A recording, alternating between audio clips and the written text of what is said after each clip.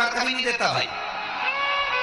ना आपकी माता आपको दुख देगी, ना आपके पिता आपको दुख देंगे, ना आपका भाई आपको दुख देगा, ना आपकी धर्म पत्नी आपको दुख देगी, ना पति दुख देगा, ना बच्चे दुख देंगे, ना कुटुंब दुख देगा, ना बहू दुख देगी, ना पोता पोती दुख देंगे। आप में से कितने लोग हैं जो टीवी पर कथा सुन रहे हैं और उनका परिवार उनको दुख दे रहा है? कितने लोग हैं ऐसे? कभी विचार करना एकांत में बैठकर कि आपको ना आपकी पत्नी दुख दे रही है, ना आपको आपका पति दुख दे रहा है, ना आप अपने पति को तलाक दे रहे हो, ना आप अपनी पत्नी को तलाक दे रहे हो, ना आपका बेटा आपको दुख दे रहा है, ना आपकी बहू आपको दुख दे रही है, ना आपके कुटुंब के लोग, परिवार के लोग, भाई आपको दुख दे रहा है। ये कहीं नहीं हो सकता। भाई भी आपको दुख नहीं दे रहा, ना आपके परिवार वाले, ना नातेदार, ना रिश्तेदार, ना मित्र, ना सखा, ना दोस्त, कोई आपको दुख नहीं देता।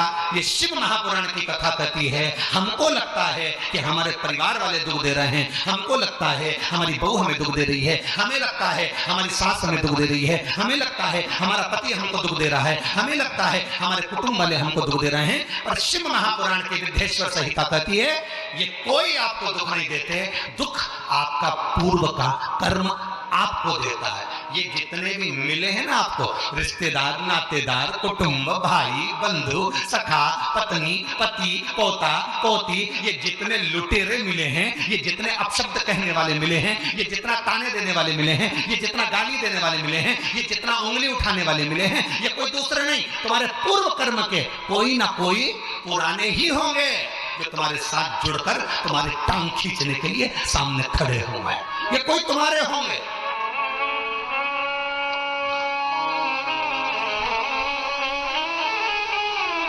तो ये सब दिमाग से निकाल दीजिए। आपके ये चित्तवृत्ति बुद्धि से ये बात सब निकाल दो। जितने लोग कथा सुन रहे हैं अपनी बुद्धि से निकाल देना कि मेरी बहू मुझे गाली दे रही है। हाँ, तूने किसी गाय को रोटी नहीं दी और दी भी होगी, दूसरी बार गाय आ गई होगी तो डंडा मार के भगा दिया, वही बहू आई है, वाणी के डंडे को गा रही है।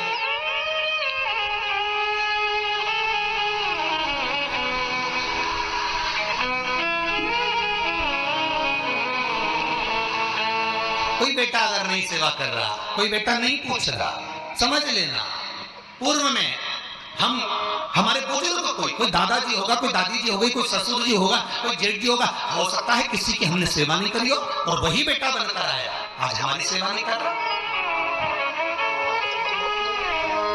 मत बुरे कर्म कर बंदे वरना पछताएगा, भगवान की आंखों से तो बच नहीं पाएगा, तू बच नहीं पाएगा।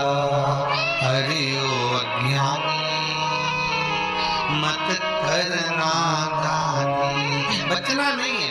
बहुत ये हमें लगता है गुरुजी मेरी बहू बहुत परेशान करे, गुरुजी मेरी सास बहुत परेशान करे, मेरा भाई मेरी प्रॉपर्टी खा गया, मेरा भाई ये लेकर चले गया, मेरे ससुराल वाले ऐसे, मेरे रिश्तेदार ऐसे, मेरे कुटुंब भी ऐसे, मेरे कबीले वाले ऐसे, मेरे ये ऐसे। तो हमको लगता है कि ये अपने ऐसे।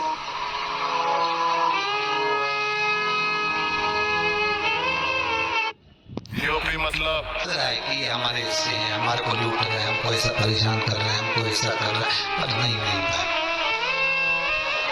शिव महापुराण की कथा कहती है कोई हमको कष्ट नहीं देता। एक बार पहले भी कथा में कहा, आज फिर कह रहे हैं आपको महाराज, फिर कह रहे हैं, आज फिर कह रहे हैं।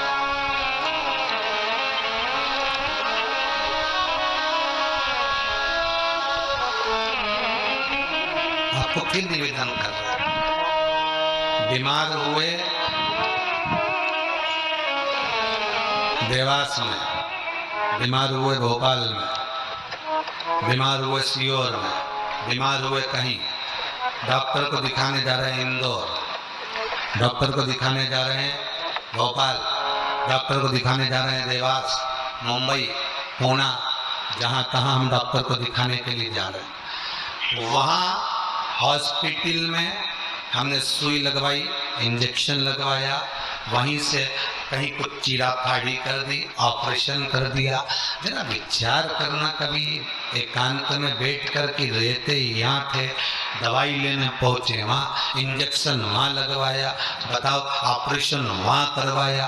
तो इतने सारे हॉस्पिटल, कहीं ना किसी ने कहा सूरत भी जा सकते हो, किसी ने कहा अहमदाबाद चले जाओ, किसी ने कहा वहाँ चले जाओ, कोई कहे पूना चले जाओ, कोई कहे मुंबई चले जाओ, कोई कहे इंदौर चले जाओ, कोई कहे भोपाल चले जाओ। और रहने वाला कहाँ का और जाकर ऑपरेशन करवा रहा है कहाँ पर?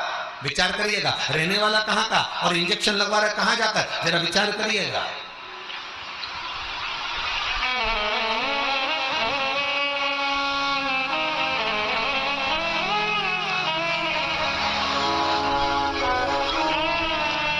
और कितने डॉक्टर, ऑपरेशन करने वाला कोई विशेष, कितनी डॉक्टर सिस्टर, इंजेक्शन लगाने वाली कोई विशेष वहां बैठी है, उसको तुम नहीं पहचानते, वो आपको नहीं पहचानते। अभी अभी कोरोना का टीका लगवाया होगा, वैक्सीन लगवाई होगी, इंजेक्शन लगवाया होगा, कोरोना महामारी का लगवाया सबने। अब लगवाया तो उसमें आपके मन में विचार तो आया कि ना तो हम इस सिस्टर को पहचानते, ना हम इस डॉक्टर को पहचानते, गए और सुई लगवा के आ गए। और उसने हमको कष्ट तो दिया, भले वो थोड़ा सा चुभाया पर कष्ट तो मिला। पर विचार करा कि ये क्यों मिली, कारण क्या था, इसी ने क्यों चुभाया। हो सकता है पूर्व में तुमने भी इसको कोई कष्ट दिया होगा, हिसाब बराबर करने के लिए यहाँ लाके छोड़ दिया। वो दुनिया के लोगों ने कहा है ना कि ये कोरोना महामारी को उपजने वाला, वो चीन के ऊपर लोगों ने कहा कि उन्होंने इस कोरोना महामारी को प्रकट कर, अब उन्हें तो कर दिया, उन्हें तो संसार में विनाश का कारण बना दिया। और फिर प्रकृति ने क्या करा आज की स्थिति में, प्रकृति क्या कर रही है फिर वो भी अंदाजा लगा। कहीं मालूम पड़े मिट्टी हवा में उड़ रही है, ऐसी उड़ रही है गीली कि सब गाड़ी ने बंगला सबके धो दिया उसको। फिर बच्चा कुचा था, पानी की बाढ़ आ गई। अगर हम दूसरे को कष्ट दे रहे हैं, हम दूसरे पर उंगली उठा रहे हैं, हमने एक उंगली अगर किसी पर उठा दी, हमने उंगली उठाकर कह दिया वो ऐसा है, उसने ऐसा करा, उसने वैसा करा, हमने एक उंगली उठा दी, भले तुम विद्वान हो, भले तुम्हारे में विद्वत्ता है, पर हम किसी पर अगर एक उंगली उठा रहे हैं तो ये 3 उंगलियां हमारे भीतर जा रही है कि अपने अंदर झांक कर देखो कि आप कैसे हो, अपने भीतर झांक कर देखिए कि आप में क्या तत्वता है। जो हम दूसरे में कुछ खोट देख रहे हैं तो हम में कितना खोट भरा होगा, हमें कितना कपट भरा होगा।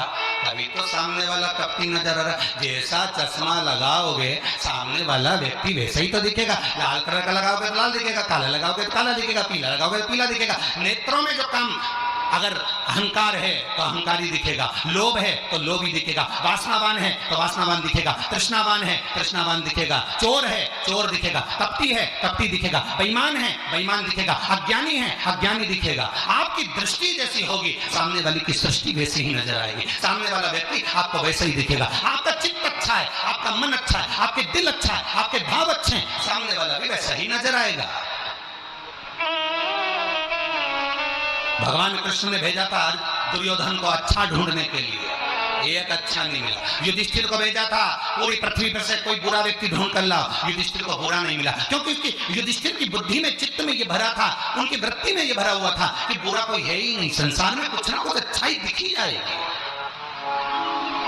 बुरा जो देखन में चला बुरा न मिले कोई। हम देख रहे हैं, हम चित्तवृत्ति से हम विचार,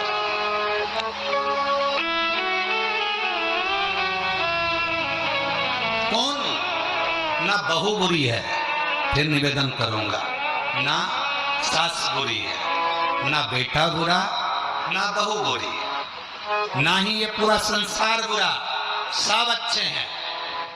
तो बुरा क्या, अपना कर्म जो हम कर कर आए हैं उस कर्म का भोग संसार में आकर भोगना पड़ेगा। एक रोटी भी हमको खाने को मिल रही है तो हमारे पूर्व के किए हुए कर्म के अनुसार मिल रही है। दुख भी अगर हमको मिल रहा है तो हमारे पूर्व के कर्म के अनुसार मिल रहा है। सुख भी मिल रहा है तो हमारे पूर्व के कर्म के अनुसार मिल रहा है। हम जैसा कर्म करें उसके अनुसार हमें फल मिल रहा है।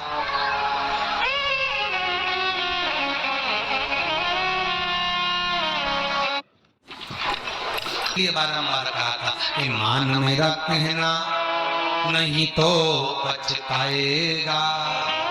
माटी का खिलौना माटी में मिल जाएगा। एक बूट सूट सब यहीं रह जाएगा और माटी का खिलौना माटी में मिल जाएगा। ये हेड रह गया, ये बूट रह गया, ये सूट रह गया, सब खड़ा की खड़ा रह गया, सब धरा की धरा रह गया। इसका मूल तत्व क्या है? इसकी महत्वता क्या है?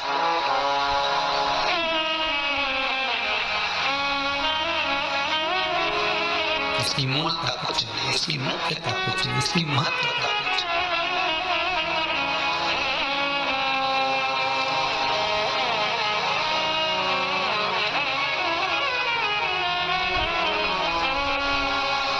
ले भोले का नाम, भगवान शिव का मंत्र नाम स्मरण जप कीर्तन सुख दे।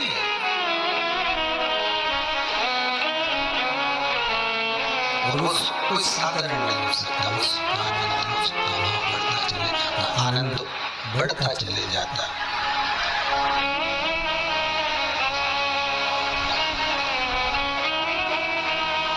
ले भोले का नाम काहे यूं भटके, मिलता है आराम काहे यूं भटके। शिव का नाम लेकर अग्रण्य हो जाए। प्रेशर खोलिए महाराज, प्रेशर खोलिए। हम शिव का नाम लेकर जब अग्रण्य बढ़े, आगे बढ़े, शंकर का नाम लेकर जब अग्रण्यता के भाव की ओर बढ़े, तो जीवन का सुख क्यों ना मिलेगा? वो जीवन का आनंद क्यों ना मिलेगा? महाराज शिव पुराण कह रहे, कोई बुरा नहीं संसार में।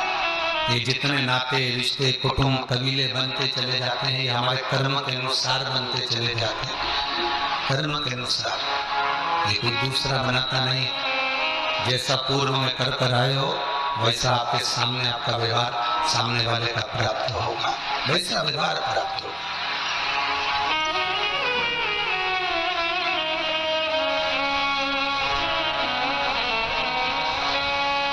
शिव पुराण कर रही है, शंकर की कथा कर रही है, शंकर का अनुमोदन कर रहा है। महाराज अच्छी संगत में बैठोगे, अच्छी संगत में अगर विराजमान होगे तो सुख अपने आप मिलेगा। माता के गर्भ से अगर आपका जन्म हुआ है तो कुछ अच्छा करने के लिए ही हुआ है। अगर आप बैठकर आस्था चैनल के सामने शिव महापुराण की कथा सुन रहे हो तो अपने आप को गौरवान्वित महसूस करना। थोड़ा ना थोड़ा परमात्मा की कृपा, पूर्वजों का आशीर्वाद आपको ऊपर हुआ है, इसलिए आप शंकर की कथा को सुन रहे हो, शिव का भजन कर रहे हो। श्रावण के महीने में आज शिवरात्रि के दिन शंकर का अनुमोदन कर रहे हो।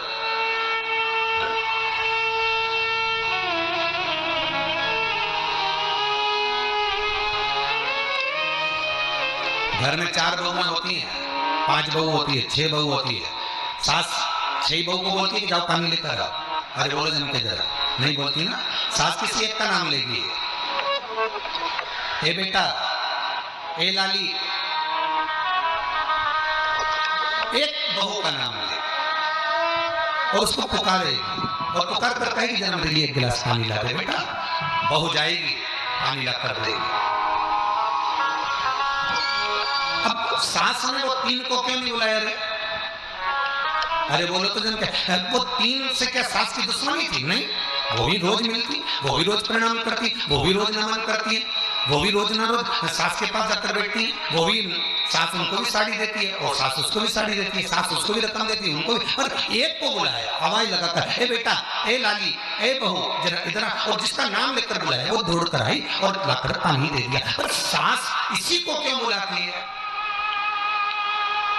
4 बहू में से इसी बस बहू को आवाज क्यों लगाती है? बस उतना तुम अंदाजा लगा कर रखो कि सास इसी को ज्यादा क्यों बुलाती है, इसी से बात क्यों ज्यादा करती है। ना तो उसने कुछ दिया, ना इसने कुछ दिया, ना कोई बात, पर कुछ बहू में, 4 बहुओं में, 4 बेटे में कोई एक ऐसा होता है जिससे सास की अच्छी पटती है। उसी तरह भोलेनाथ भी परिवार में उसको देख लेता है जिससे शिव की अच्छी पटती है, उसी को बिठाता है कथा में।